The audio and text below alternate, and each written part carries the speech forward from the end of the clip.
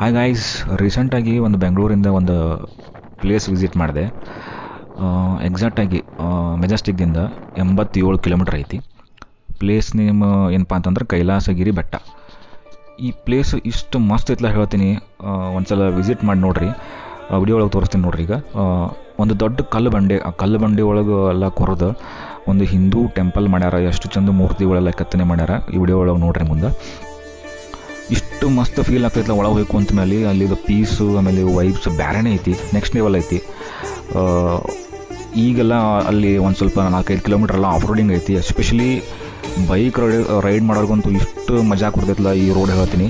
Must visit for bike Riders. ಆಮೇಲೆ ಯಾರು ನೀವು ಫ್ಯಾಮಿಲಿ ಎಲ್ಲರೂ ಪ್ಲ್ಯಾನ್ ಮಾಡ್ಬೇಕಂತಂದಿರಲ್ಲ, ಅವ್ರು ಕರ್ಕೊಂಡು ಹೋಗ್ರಿ.